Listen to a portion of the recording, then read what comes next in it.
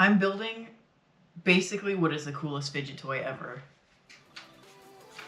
Pew pew!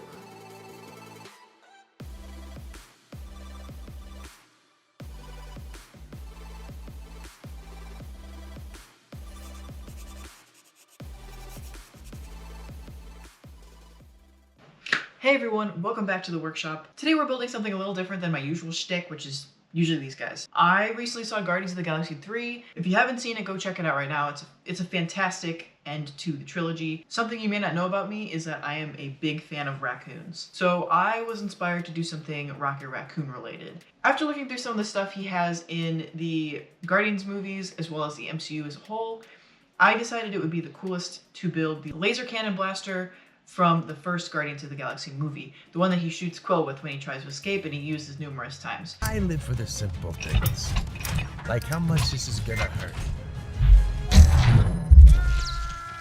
I decided on this one because it has the coolest mechanical features in my opinion. I like that it moves and yada yada yada. Originally I wasn't going to make this thing move, I was just going to have it as a static prop. I just wanted something cool, something I could hang on my wall. And then I came across a forum that completely changed my mind. So, let me take it back a notch. I started with some research. I sat down on my desktop, I started scrolling, looking through some pictures, trying to find some files that I could possibly use for this build, find something that was the most accurate to what I was looking for. Now after doing this, I stumbled upon a RPF thread. And if you don't know what the RPF is, you should definitely check it out. It's literally just therpf.com. Go check it out if you haven't. It was kind of like the OG place for people to go for cosplay props, costumes, whatever, replicas, nerd stuff in general. Back in like 2013, this guy was making a CNC version of this gun and making it all by hand. And it looks awesome. And in this thread, somebody asked him if he would make it move, like in the movie. And he said something along the lines of like, oh, it's probably impossible. Like what they did in the movie was too much. That's where I come in. Challenge accepted. So after doing a little bit more digging, I found this really accurate, nice model on, I think, Sketchfab. And it was a .dae file, and I have no idea what that is actually. I'm very unfamiliar with file types. But I knew that I could import it into Blender, so I did. Now this file was completely a mesh, which means you just can't 3D print it, it's not solid. So I basically took it upon myself to remodel this entire model based on the model. So using this mesh as a reference, I just basically modeled on top of it and created my own version with some slight tweaks just to make sure things were completely accurate. So I can kind of say that I modeled the model, but I also didn't model the model. I modeled it, but I didn't. It's like 50, I would give myself 50% credit for that. Shout out to this modeler on Sketchfab. I owe you one. Now, essentially what I'd be doing is modifying this file so that it's usable for my purposes. So adding functional parts, splitting it up. This model was already really separated, so it was really easy to model and figure out what pieces go where and what pieces I can make move. But then on top of that, I had to build in all these mechanical functional pieces, and so that's something we're going to be going into right now, starting with the barrel. This is the barrel video. But first, before I started modeling these functional bits, I wanted to create a rendering of how this thing would move. So I rendered it up all pretty, I animated it. Basically, this thing compresses and retracts and compresses and expands. This thing compresses and expands for about a foot of length, and after rendering this I realized I would have to figure out how to make that happen. So I started researching some linear actuators. I found a couple good options, but I'm concerned about speed. That was the hard part. If you get really small linear actuators, it's really hard to get them to move fast. So I started thinking about other methods I could do this. I could spring load it so that if I hit a button, it expands really fast, and then maybe another button will push you back in. I don't know yet, but I was just kind of trying to make a budget for myself, a general plan of what I was going to do for this. This can be seen here. Here, I tend to make Excel spreadsheets for this. It just kind of keeps my thoughts organized, and I can provide like links and complete totals with like tax and everything. This is something I learned in film school actually. It actually came in use really a lot. Other stuff was just, you know, like springs, an occasional motor or two for like a few parts that I wanted to add, like the sight, for example, the scope kind of rotates once it expands so he could see into it. So that's something I would motorize as well. LEDs in the barrel to simulate that blue look. I did think about having it shoot something, but I'm not even sure what it shoots, so we'll come back to that. So after I did all this research and the rendering and I had an idea of what I was going to do, I took some screenshots of the render itself and I printed it out.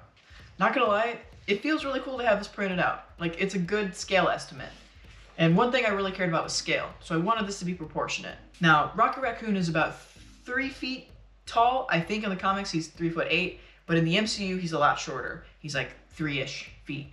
So this is about 3 feet, give or take. Rough estimate, because I couldn't find like an actual legit number. And when it retracts, it's about 2-ish feet. And I started looking into sourcing like actual parts to put in this prop. Tubing, screws, actual metal pieces that I could plop into this, and so that way I don't have to print them and finish them. Some of these would need resin printing, like the screws, for example, and I just didn't want to do that, so I just started sourcing some pieces. I measured the actual printout to figure out the measurement. I could have probably measured it in Blender, but it was right here. These tubes in the center will actually be structural pieces. I actually found 1/2-inch acrylic rods, and for the center one, it's going to be hollow so I can fit a linear actuator inside of it, hopefully. But that would be really cool because then I could hide the actual actuator. And while I was working on this, it was really nice to have this awesome FlexiSpot Pro standing desk. This desk has improved my productivity tenfold because I really hate sitting still, if you can't tell. I'm sure you guys have heard the benefits of standing versus sitting at a desk for long periods of time. Using a standing desk can help you burn more calories, it can decrease back pain due to tightened muscles from sitting, and it reduces your risk for heart disease, obesity, and neck pain. It increases your productivity. You can shuffle, you can walk around, you can get your steps in while you're working. These desks are sturdy and made with a high quality material to withstand a substantial amount of weight. Enough to hold up a person. Now I of course had to put this to the test and can confidently say that it works. This desk has some awesome features and it looks really awesome in my recording room. There are plenty of options from solid colors, textures, and types of materials like wood and bamboo to choose from. The website also allows you to customize whatever desk you choose. With that all being said, let's get back to the video. So after kind of running through all of that sourcing bit of research, it was time to start making this thing functional. So I started modifying the file. I wanted to start with the barrel like I said earlier.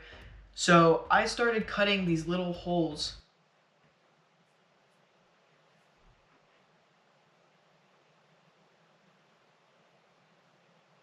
Something I just realized is that the pieces that I printed are way bigger than this printout.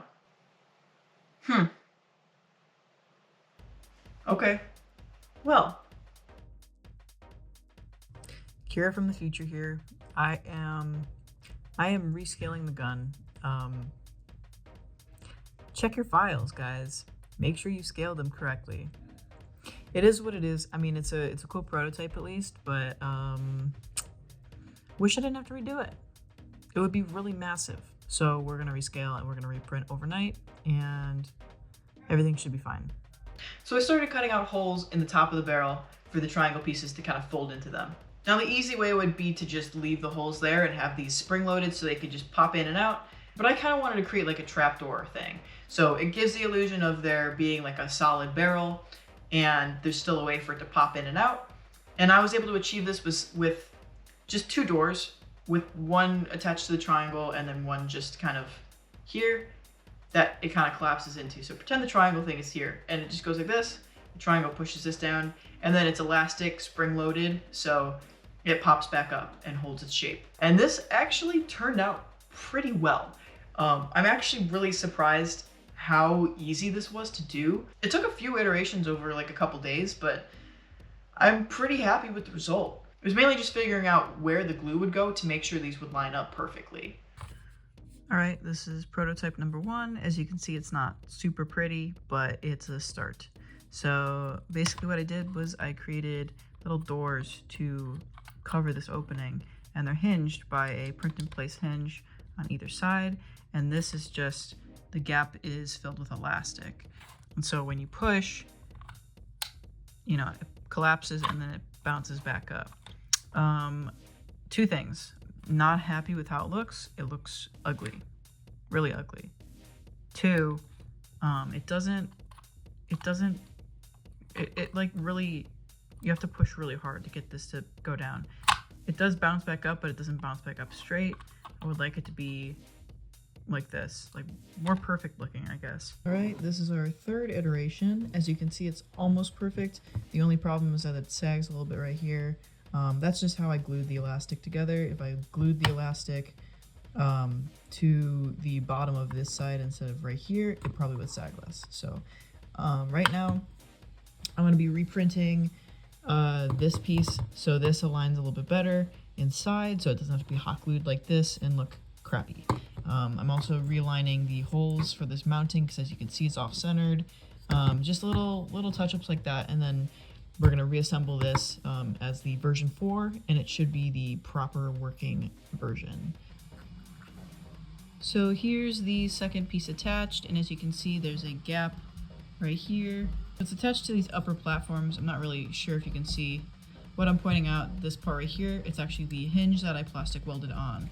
And so it kind of just helps hold it evenly, because if you glued it to this platform up here and then this lower platform, it would sit uneven, and I didn't want that. So this way, when I attach it together, it should hold tension. I kind of stretched it as I glued it to kind of create tension. Then I just had to print 4 of them, and boom, that was it. And basically I'm gonna have to 3D print 3 more of these identically, and then they're just gonna sit together. So let's speed that up. Nice. If you glued them in the wrong spot, one would sag more than the other. It was just more of like a perfectionist thing for me. I was just trying to make it look as realistic as possible. So here's the final. I've got 3 more of these over there, but you can kind of see it sits perfectly aligned, and you push it down, it springs back up and returns to its original position. And so the idea is that these would basically sit, and then the flap in front would the flap behind it would kind of just push it over and overlap. And then we came up with this thing. It's a little big apparently, but I like it. I think it's cool. And it collapses like so. Same with this side. This was printed all in SUNLU PLA Plus. It is super strong filament. I trust this thing with my life. Well, maybe not my life, but I trust it with a lot of things. It is really strong though. This is flexible, and it just feels, like I can stretch it and it's fine. I'm not gonna do it right now though. Like, I'm stretching it and it's just not, it's not brittle like the other stuff. Shout out to SUNLU for sending me filament. I appreciate you guys so much. You're refueling all of my creative urges. And then these were printed on the FL Sun V400, a super fast printer. I had a couple issues with it, with like just getting it set up, because it's a completely different type of printer that I'm used to. But once you get it set up, it is a dream printer. It is so fast. I printed like all of these, I think, in the span of 10 hours. It's so fast. And the quality is beautiful. So yeah, up next we're gonna be designing the body of this, as well as some of the details down here, and figuring out how those are going to be hinged and moving. The hardest part is going to be the body of the weapon, because I have to house electronics and make sure this is strong and can hold all this weight. So next part will be on that. I kind of want to start making kind of like vlog update style videos, just so I can put updates out more often. I want to be able to update in real time with you guys, instead of like posting months later like I just did. I feel like it would be better, more informative, and also just, I want to post more content. So if I start posting vlog, like shorter videos, not short, but like 10-12 minutes each, on like regular updates on this guy, you know why. It's because I want to talk to you guys about this. So with that being said, I'll see you guys later in the workshop. Bye bye.